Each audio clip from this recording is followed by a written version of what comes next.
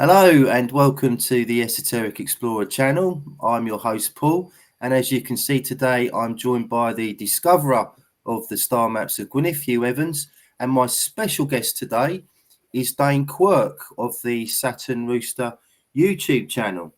Now, I've got to thank Melissa Campbell of the Mercurial Pathways channel for introducing me to the work of Dane. And Dane has been making some pretty amazing metrological findings on the guitar fretboard. And that's what we're going to focus on mainly today. But before we do that, Dane, you've got a pretty impressive life history or musical background. So could you tell us about that and how that led on to your fascination with metrology and numbers? Yes. So, yeah, like I was saying a bit earlier before we were recording, but my father's from Scotland. So he came out when he was 7, and all musical family. Grandpa was a singer, dad's a singer. Most of the family is sort of artistic. And yeah, so all the stuff that I've been sort of discovering has been all to do with the harmonic series and things that sort of go back to my early life, like intonation on a string. So on the guitar length, you've got, on an electric guitar, you've got like little subtle pieces you can move up and down. Mm-hmm. And that was my job as an early teenager for the Chili Peppers in America. You know, had to leave school for a month and go and do, that sort of that experience that was sort of life shaping. So you were a roadie, weren't you, for the Chili Peppers, and you got to Yeah. know the bass player Flea quite well. Yeah, so we met on the beach when I was 12, and then when I was 17, that's when he rang to do the bass tech. And the bass teching was only for a month. It was just for like a bit of an experience, you know. He rang me and just said he believed that I could do it, and it was So I went and just did it about 4 weeks. Amazing Yeah, stuff. yeah, Okay, so I guess it's over to you now, Dane. So can you get us going on this and show us your findings via the guitar fretboard? absolutely. Now I was thinking about starting with what I found with Howard Crowhurst stuff, because that was kind of a real big day. That was about 12 months ago, around about 12 months, where I was watching his video on megalithic yards, and he, right at the end of the video, he said that a friend of his had suggested to measure from the King's Chamber to the equator. And it was right near the end. And what I did was I saved it. And then about 5 hours later, I sort of was looking at something else. I'd completely forgotten about it. And I'll sort of show you how that happened, actually, because it's pretty interesting. Mm-hmm. So he said it was 3,000. I've done this quite a bit on my channel, so people will be familiar with this number, but it's 3 million, actually, because he did it in meters, 3,317,760 meters. And that's just 3,317.76 kilometers. And so I was watching that, and he had the megalithic yard. So that was, megalithic yard was 40 million, because as you guys might know, and the metrologist guys know, it's 0.89, is it 2944? Yeah, Yeah. So there's definitely a 2 in there. yes, 2 there. Just Yeah. to that point there. Yeah. Yeah. So it was 40 million of those, I think he said it was. And so anyway, in meters it was this, and in megalithic yards it was that. And I didn't see, he said it's had something to do with the harmonic series, but didn't go into it. Anyway, I started looking and realized I've got it here. This one. So I've got this prepared earlier, but this is the column of D in the harmonic series. What am I doing there? Whoops, that way. That's And good. Yep. yep. Yep. It's good. So what I realized was that the 9, so it's always the tonic is 9. We go 9 times the very last D, 36864, and we get this 3 million, right? We get Howard's number. And then I realized, and so what's really amazing is that the Mies, you guys might have heard the Mies. Stephanie McPeak Peterson introduced me to the Mies, just the sort of, with brickwork. right? You've got the brick there, brick on top in the middle. And that center bit in, Masonic, it's the Mies. It's just the median, middle, and the center of Earth, obviously, the equator.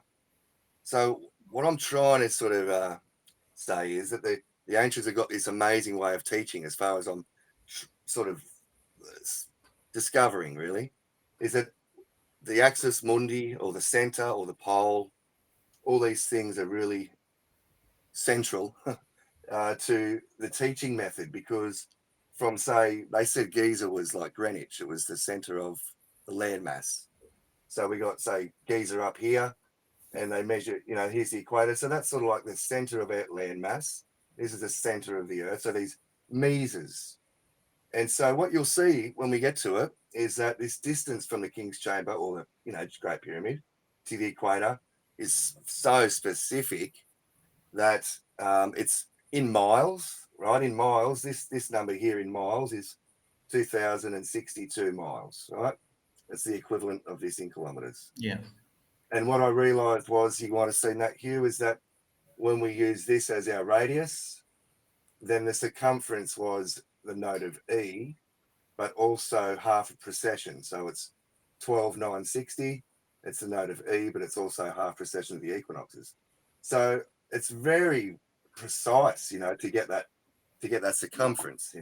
If it was 2064, or it'd be close to the node of E, but it wouldn't be precise. Then when we do, say, we convert that to feet, this one's really got me really buzzing, is that when we convert the miles to feet, this is all from Great Pyramid to the equator. Here's the feet, and we divide it by 1440, the casing stones, the minutes in a day, and we're going to get to, it's all Chronos, it's all Saturn. I've come to sort of think that it's the world religions are still right into Saturn, and I think it's one of the most ancient things that there is, with the god of time. But anyway, so we divide by 1400, 1440, and we get the one side of the Great Pyramid, we get 756. When we divide those feet by 360, we get the actual perimeter of the Great Pyramid. That's we're thinking about it. We've gone from the center of the landmass, Giza, to the center of the Earth, the equator.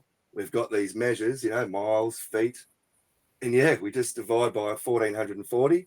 We get 756. Divide by 360, we get 3024. It's just incredible. I mean, I'm just like, what? When I saw these things, I'm just, I don't know what to think. It's quite amazing. So it just seems to be always, we've got astronomy, music, arithmetic, and geometry. A lot of people, we study them separately, kind of thing. Some people are great at geometry and they're very, very good at that. But we're just not really tying them all together. Like, they're all sort of. You're absolutely right. You're absolutely right. They were invented at the same time, simultaneously. Yeah. That's my work. I mean, your number work, Dane, is absolutely fascinating. An ancient people created this. I agree with you, and I show the etymological origin of it. It happens simultaneously. Yes, and that's what I'm trying to show as well. And I'm going to get better at teaching this, obviously, over time, because it isn't the quadrivium. It's actually I don't know what to call it. We have to come up with something, but it's the trivium, or it's just one. It looks like four, but it isn't. It's just one. It's the whole, isn't it? Yeah, because I mean, the trivium is the languages, and the quadrivium, for people at home, these are Greek. We attribute them to the Greeks, but they're much more older than the Greeks. The Greeks were the first to write it down. The one, what would you call the one? Well, in the ancient British tradition, you would probably call that the truth. Nice. Yeah, and as you guys know, that weights and measures that were considered very sacred, like the sort of the most sacred things. No, absolutely sacred. That's why so many monarchs and saints and gods hold the accoutrements of the universe, the orb and the scepter. Yes. Yep. Wow. Cool. Yes. Now, so we're going to get to, I mean, this equator stuff, this King's Chamber, or, Great Pyramid to the equator, is so unbelievably significant to this quadrivium stuff. I mean, we're tying together those whole four things. And like you've just said, they were created at the same time. And we can see sort of how that is. So I think you can see that there. Yeah. The circle thing that I've done, people have started to see what I started to muck around with, really. So I knew that, it's the 2 pi, radius goes around a circle 6 times, and that little bit. And that little bit is that 2, 8, 5. And then after the 5, it's when you think about things practically and in application. So if you've got a little circle, you really can't see 4 decimal places. It's on that scale. If you need a magnifying glass to see, after 4 decimal places. But as bigger the circle gets, it gets easier to measure in sort of more smaller increments. So scale is really important to all of this sort of stuff too. Whether it's a huge monument like the Great Pyramid or an instrument. So I'll get to really the guitar stuff, because it all comes back to this. Mm-hmm. Everything comes back to everything, really. That's what it's sort of like. It's the Ouroboros. Everything's eating its own tail. So what we'll see is when I go from the fretboard to, say, just the perimeter of the Great Pyramid or equatorial diameter of Earth, I'll just grab we've got the fretboard stuff. We've got fret 1, 2, 3, 4 down to fret 24. And we can pick one of those frets and go, okay, perimeter of the Great Pyramid divided by fret 5. Fret 5 is the A note on a mono chord. And what comes out? An A note. So I'll show you how that's done. It's just sort of unbelievably perfect. So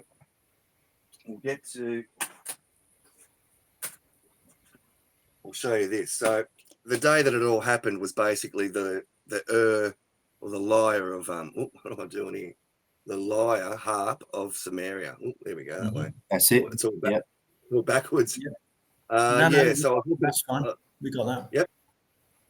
I was looking at this. So we've got some slides there we might actually put in later, but it was dug up in, I can't remember, it was 1800s, I think. There was two harps side by side, and a gold one and a silver one, they call them. I think one was mainly timber, and they had to reconstruct the timber one, but they measured very carefully where the imprint was, and they got these measures. So anyway, I was sort of under the impression already from years of research that this would be all the measures, whether it be height, depth, length, would all add up to these harmonic numbers, and it did. So we got the side lengths and the string length, and what I did was just added them all up, and we got 4320. I was like, yep, of course we do, and then I times it by the 8 strings, and we get 3, 4, 5, 6, which is another A note. So it's like a very sophisticated language in math, really, but it's quite simple. Yeah. Are these the frequencies, Dane? 4320. Yeah, 432 is A, and in the harmonic series, it just starts from 1 hertz, and you just start doubling and tripling. Right. The column of C, yeah. So I know Paul is a teacher of the guitar. Righto. And I have a basic knowledge, having learnt the cello and the piano, but I think some of the viewers at home may need an explanation of what these are and how these harmonics relate to each other. Yep. So the biggest breakthrough came when I approached it like a luthier, because what you're just saying there about these harmonic numbers and 432, we know with that argument between 440 and 432, and as the sort of concert pitch. So concert pitch at the moment, as we know, is 440, and everyone argues about the 432. 432, yeah. Yeah. So really, I mean, the ancients were. This is the best way to put it: is they didn't invent anything. This is what I'm trying my best to share, is that they didn't invent it.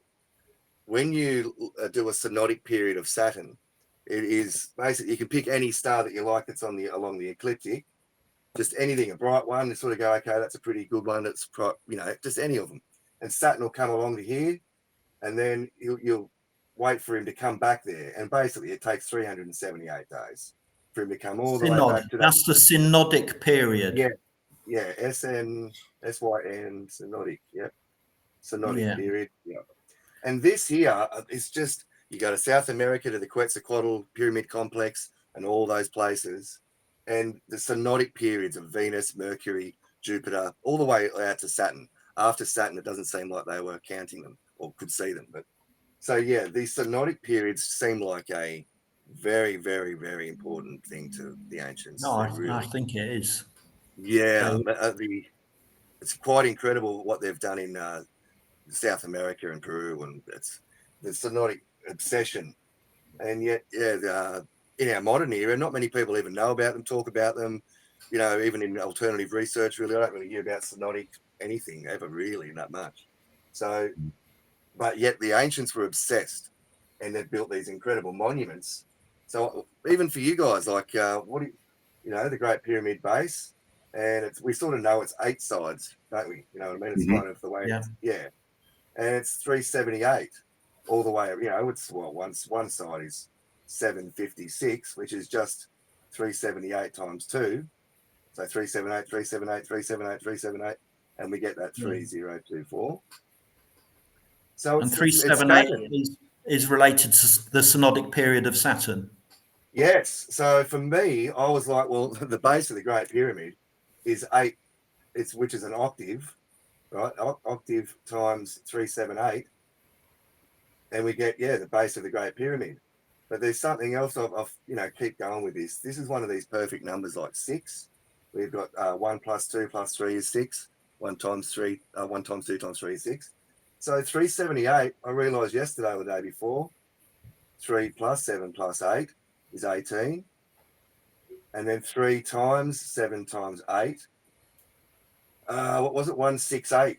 And you times those together and you get 3024. I was like, wow, okay. There's a few ways to be getting this, So I think, I didn't finish what I was saying here. So with 2 pi, we've got that leftover 285. And then after that, whatever. So with the origins of the mile meaning 1,000, I went across 1,000 as our radius, and I used this little leftover as a real number. I dropped. We can't see that, Dane. Okay, sorry. Just move your screen a little bit, or your display board. That's it. Yeah, there we are. We can see it now. Thank you. No worries. Yep. So this circle here. So I take this leftover of 2 pi at the end there, 2854, and I just turn it into a real number, right? So we could even use 1. We could just go 1 to make it look easier, like 1 there, and then 2.854. Okay, and the radius is 1.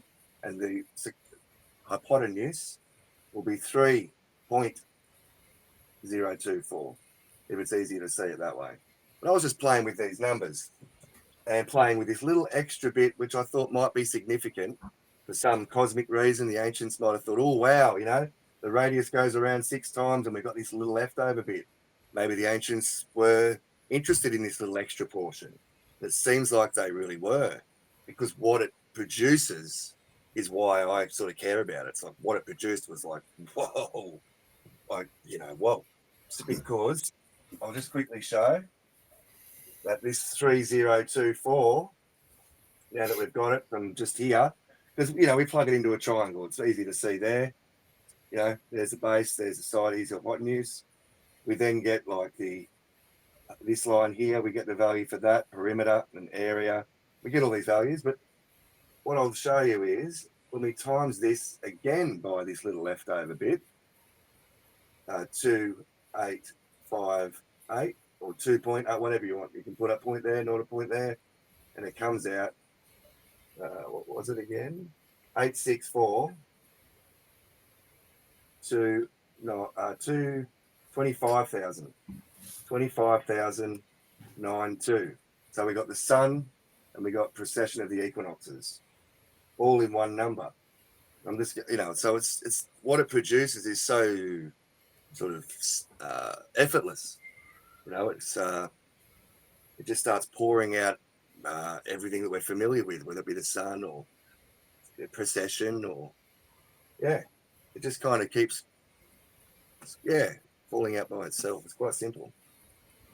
Yeah, any questions about any of that, or I'm okay. I'm just about keeping up so far. What about you, Hugh? Yeah, I'm okay. Did you slow down, or does it make any sense? So I'll get to the best sort of part that was after that lyre. It was on the same day, and I started looking at, okay, let's look at frets and how you position them and if there's a ratio. Mm-hmm. This is all on the same day. I was looking at that lyre. So I discovered, I got lucky, as I said in that other video, because he picked 630 millimeters. And when he did that, you've got to divide the frets for the 12 chromatic scale, and it's the 12th root of 2. So the 630 millimeters, that's the length of a guitar string? Yes. Yeah. And you can say, you can use 25, you know, little bit longer or a little bit less, like 25 inches, 24.5 inches. This is nearly 25. It's 635 millimeters is 25 inches. So Gibson Les Pauls, I think, used 34.5. I think Gretsch and a few others use 630. And not many guitars have 24 frets. It doesn't matter how many frets, they just cut it off short, as in the extra frets. The ratio doesn't change. They just don't have 24. But Gretsch do. They have 24 frets, which means you can just play 2 octaves. Really, that's all it matters. That's all it means. But so the 12th root of 2 is 0.944. And that's the ratio that we know. Then we go from 630. We divide that into, and the first fret, I think it was 591. But anyway, then we get like the width of the fret. The first fret, I think it was the moon, 35.4 millimeters. That was the width of that first fret. So that's when I'd have thought, wow, this is the closest body to Earth is the moon, and the closest fret to the nut where your strings come over. Mm-hmm. Have we got an image that we can insert at some point of the?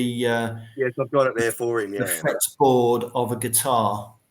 Yep. I've got a couple of images. The guitar do you want me one to there. put it up? Sorry, Dane, go on. Yeah, the guitar image there. There's 2. So can you let me know if I've got the right one? Either one. Oh, that's it. Yeah. So as you can see there, from the first fret, the nut down to the first fret is 35.4. And that's the width of the first fret there. So I straight away went, wow, okay, that's the moon. And then saw the second fret, looked down on he had like a spreadsheet sort of a thing. And he had, all the frets just come out automatic with his spreadsheet program. So the second fret was 68.7. And 68.7 is Mars. It's Mars's orbital period. And it's also distance between latitudes at the equator, which is 68.7 miles, I think it is. Yeah. Between latitudes. So the second fret was already Mars.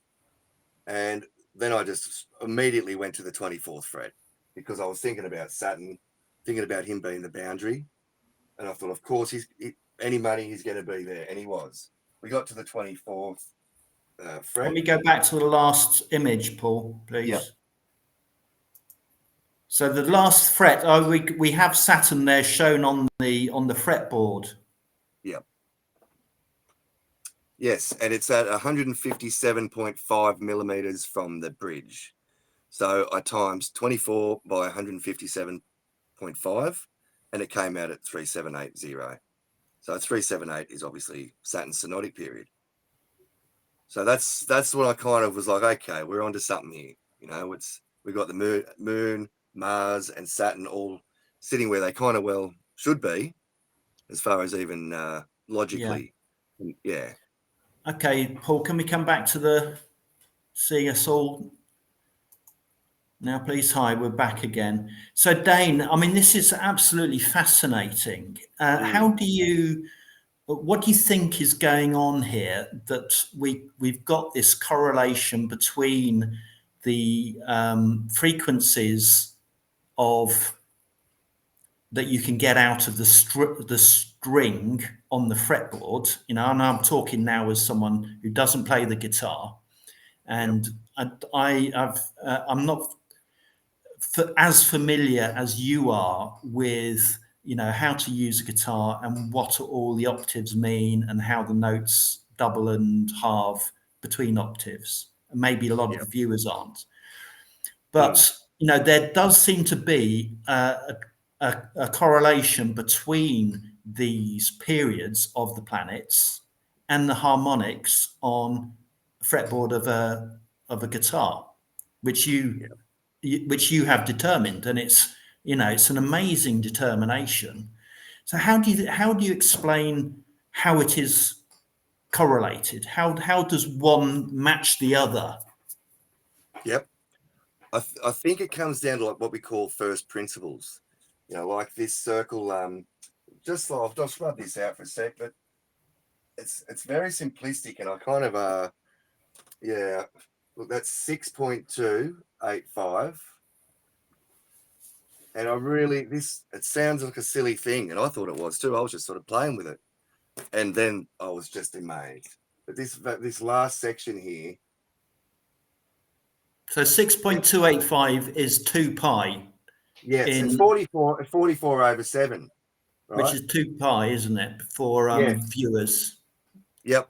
3.1415 times 2. Well, you know what? This whole thing, you know, it's because I'm actually, I'm not a mathematician, that's for sure. But this whole pi thing, where it's 3.141, that is just not that's just not accurate at all. Like it's totally not accurate, even close. So all of us that have been using that, no wonder we didn't get anywhere with it. No wonder everyone from the greats like Jean-Michel and everyone, when you just change it, I'll show you, like 44 over 7 doesn't come out with this, right? Even no, it comes out as 6.285.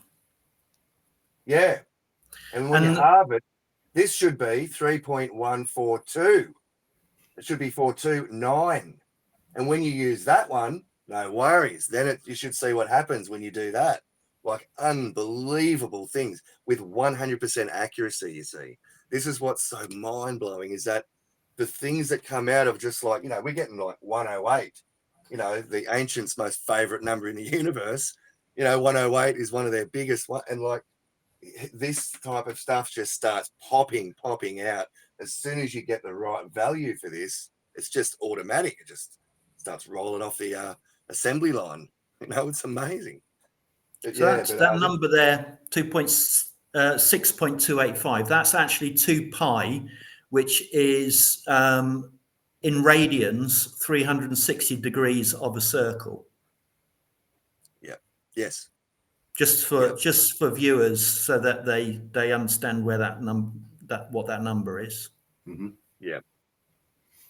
So I was just very curious about this, and I was sort of, I don't know, childlike, thinking like maybe 10,000 years. I don't know.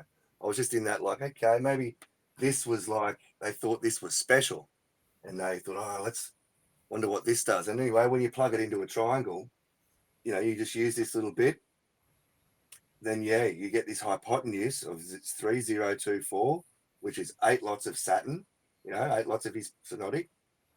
And then when we start timesing that 024 by again this little bit, then we get 864, the sun.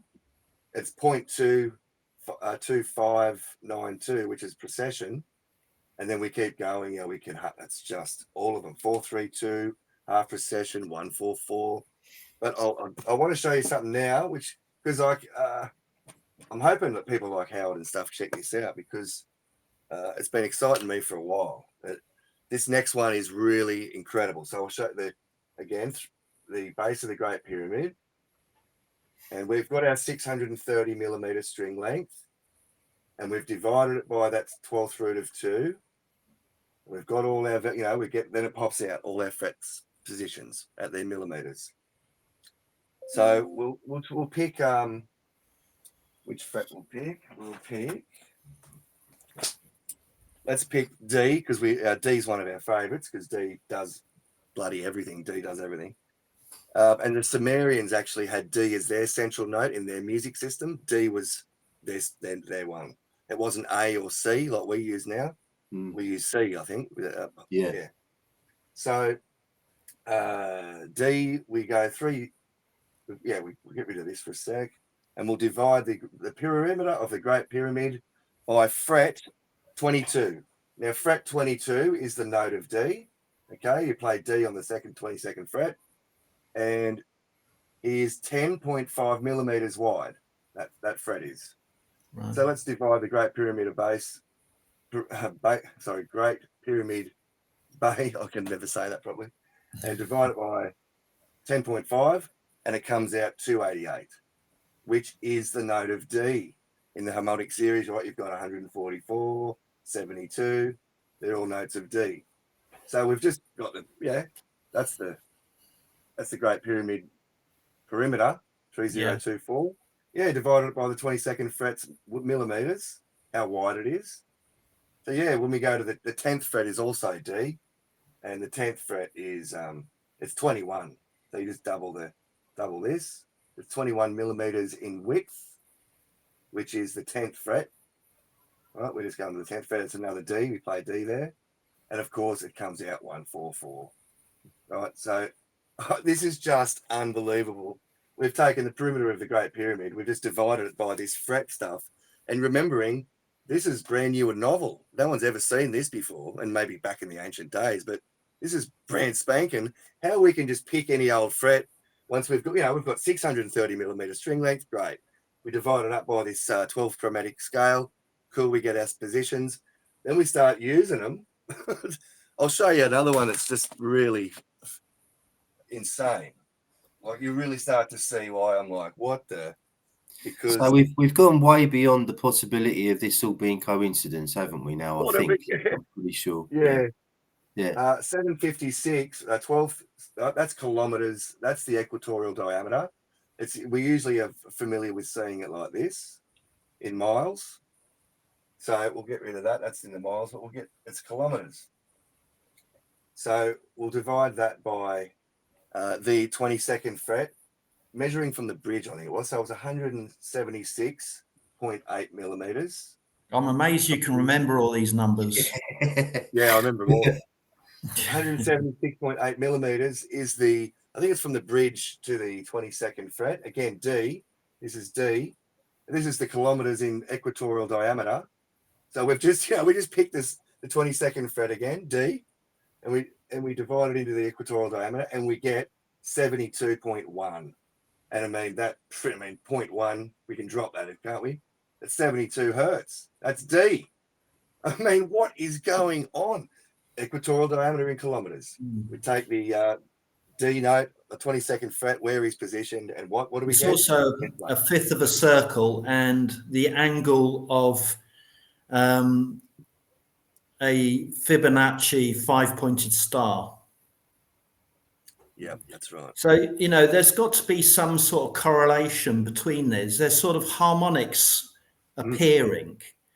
And I'm absolutely fascinated with what you've discovered, Dane, regarding the harmonics on a musical instrument, because we know our ancient ancestors from what we've seen in their we discovered in tombs. They had a fundamental understanding of music, and they understood the harmonics, and the measurement systems we see being employed in ancient structures also seem to demonstrate these harmonic numbers that are important.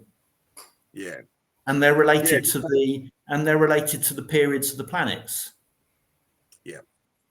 And like Randall Carlson, everyone's seen those videos on, the size of the moon, whether it be 21660, the miles, or even the 108, distance from Earth to moon. All those, they're all the same numbers in that harmonic series. That's what, it's quite popular, those videos these days.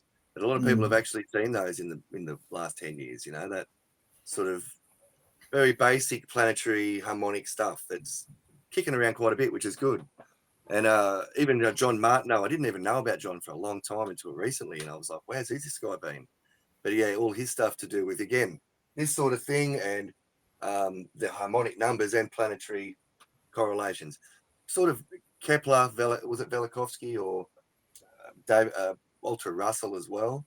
They would, the music of the spheres. But everyone had only gone so far with it, if you know what I mean. It was sort of, like I said, it kind of got to a dead end.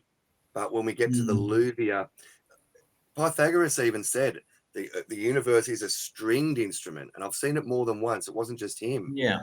And they always said stringed instrument, and I was like, okay, like why not a wind instrument? But they said stringed instrument. My background, I did study astrophysics for a year, and for the benefit of the viewers, there is a hypothesis that the planets sit in sort of resonant bands that emanate out from the sun. So these are like equilibrium points, and there are many of them. They're called Lagrange points. And it's not a coincidence that the planets actually occupy their locations. And there are a number of these Lagrange points going out from the sun, and the planets have been sort of captured in these sort of troughs of these waves that go out from the sun. So the period of the planets is related to a harmonic frequency. Yeah, absolutely. Yeah. And yeah, like John Martineau and many others have shown quite a bit on this sort of stuff. But again, even they have all said there's still these missing sort of parts to it. And I really think we're cracking it here with this, this 630 millimeter string length, because even after I've found it, I haven't gone over it a lot, but I found this huge list, and Melissa sent it to me, I think, and it was on weights, measures, and it had 126. So we'll get to that as well. But it's only what is it, a quarter of the string length, 126. What is it? But all these numbers, 630, 126, 315, which is just half this, obviously. These are all really, I didn't know how popular they were, but they're so unbelievably common. I saw this list and I was like, wow, it's, I had all the different ones, Roman and, what was the one you said earlier about, was it Bulgarian foot or something? Or it was the Belgic foot. Yeah. Yeah. So they had so many different cultures, and it had these things just kept popping up. And I was like, whoa, these are very popular numbers. But I can start to see really why now. Like, we can do things like the synodic period. We know he's the master of time, and the time numbers are what, 60, 24, 144. That's Saturn. Yeah, like he's the master of time, so he's ruling these kind of numbers, isn't he? So if we time Saturn we divide Saturn, okay? Let's divide him by 6. And it comes out 6.3. This is the string length. 6.3 times 6 is synodic period of Saturn. Like he really is the father. Yeah, the father keeps giving us what we need, like a good father would. Like it's even all the myths make an insane amount of sense. Let me show you this one. With that 12 there seems to be a number of base systems being employed at the same time. You have your meter, the base 10. We also see base 2. You've just written something that's base 2 there. Well, that's the 12th root of 2, which is at 0.944 that breaks up the frets. But what I realized, how we've got Venus as the goddess of music and beauty and all these things. Well, this 0.944, as you'll know on a compass, it's, we've got minutes and seconds on the compass. It's all navigation, music, all the quadrivium, all these things are just this one big self-referencing. They all communicate with each other because they are each other. Yeah. So if we go from midnight to 9:44, it is 5 in minutes, right? We convert it to minutes. And at 584, now 584 is Venus. That's the synodic period of Venus. So Venus, being the god of beauty and music, quite literally is the ratio that actually gives us our spacing between our frets for a 12-note chromatic scale, which is just Very interesting. Yeah, it sort of makes It's sense very at the minute. interesting. Yeah. And then if we want to find Jupiter, I realized we can find Jupiter by, he's the expansive one. So 630 millimeters was our string length. Well, we've got this bit of a competition between Jupiter and Saturn, and it's very ancient. They got conjunctions and everything. But if we just get rid of that and we turn it to a 5, because Jupiter's trying to expand all the time. He's castrating his father. That inner radius equals 399 as the circumference, which is the synodic period of Jupiter. So if we draw a circle with a radius of this, we get this number. So he's going around in his orbit 399 days, and his radius to do that is 365. So he's just that little bit bigger than 630. He's just a little bit bigger by 5 millimeters. He's expansive. And here we have him. We've got him at his synodic period. It's very all interesting. Yeah, it just keeps going. Yeah. Oh, that's right. We had synodic times 60, because we divided it by 60 before and we got 6.3. So now we're going to times it by 60 and we get 22680. And you guys will probably know this, but on the external angles of a hexagon are 240 degrees, and times 6 is 1440. So no wonder he's king of time. That's minutes in a day. So let's divide we've got 378 times 60. We get this. We divide it by 144 and we get 157.5, which takes us back to our fretboard. So, you know what I mean? We can which one is that, Dane, on the fretboard? 157.5. That's the distance from. Yeah, that's for the distance from the bridge, I believe, to the 24th fret where Saturn is. So, yeah, we've gone Saturn synodic times 60, and we get this number here. We divide by 144, and we get exactly where it is on the fretboard.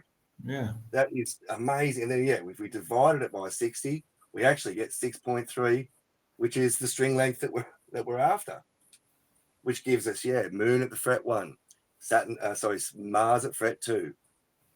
So I have seen in your work that there is an equation for the length of the fretboard to each of the the little ridges, the frets.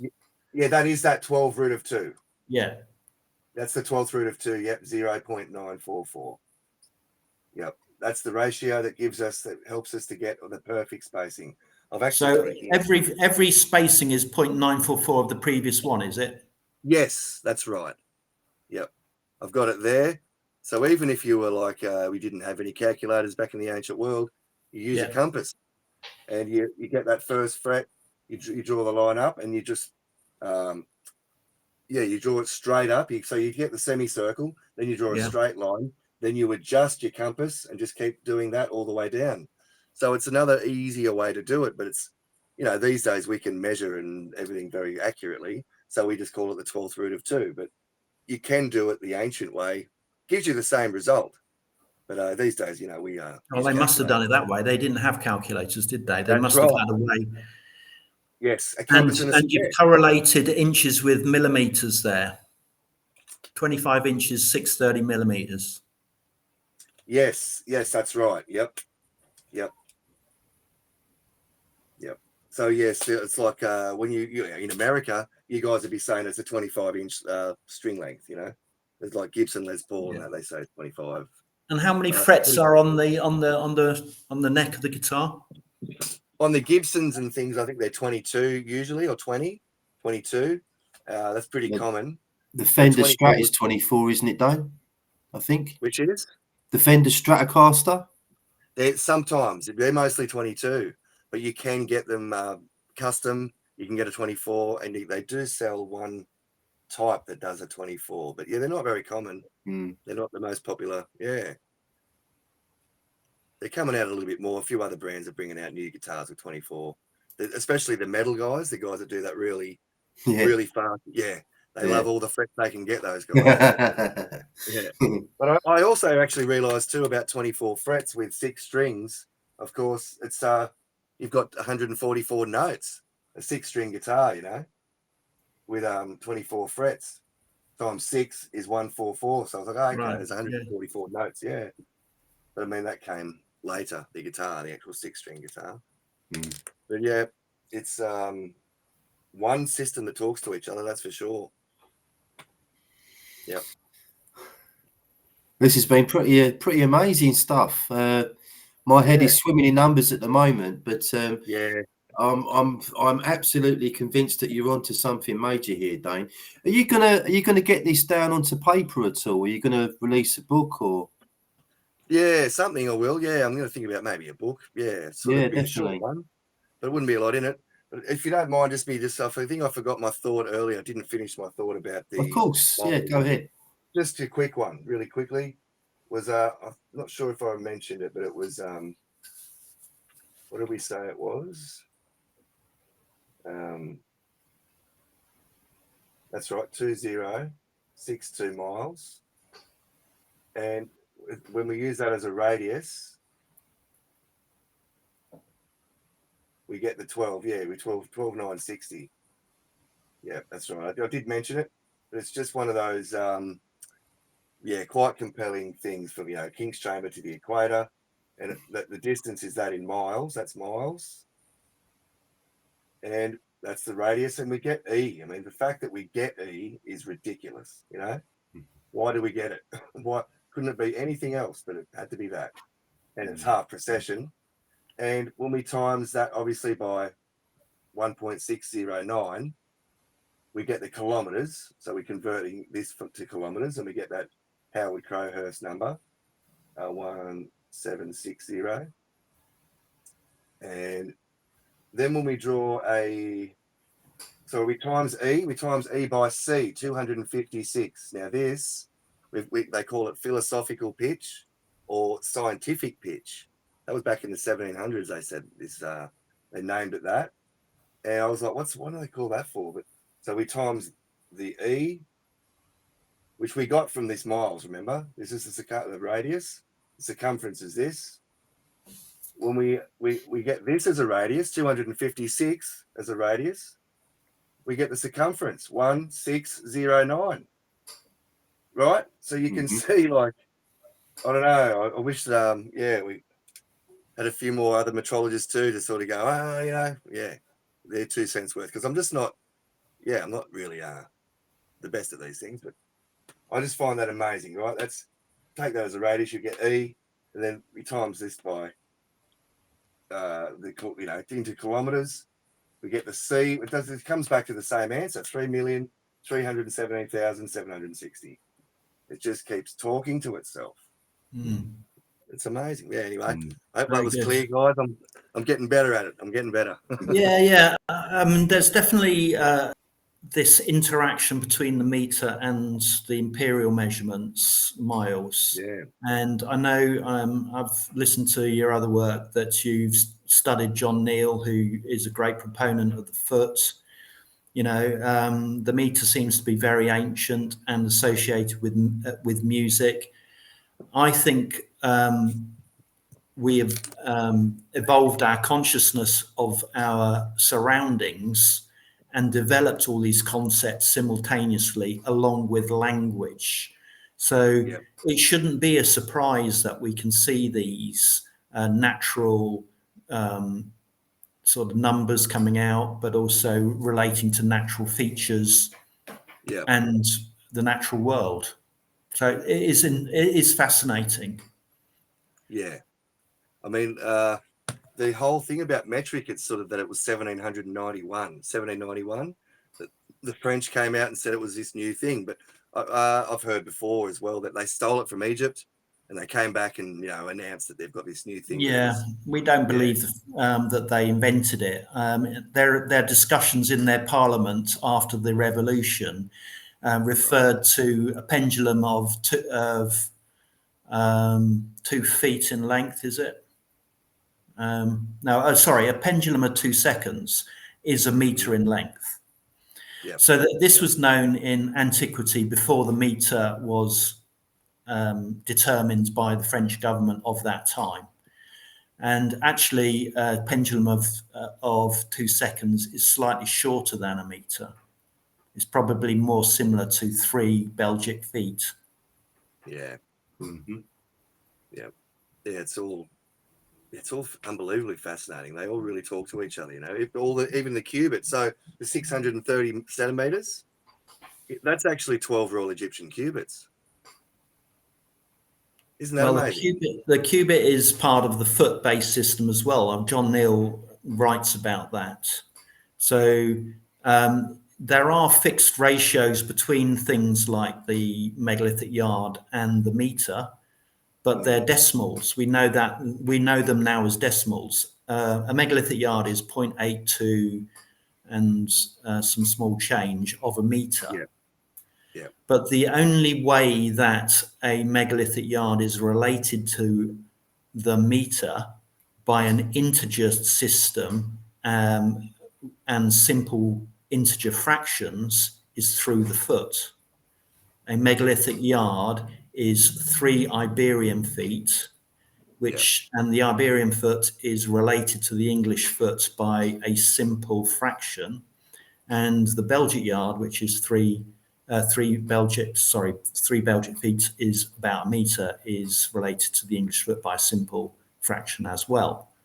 But they employed these units to assist them in the things they were trying to achieve.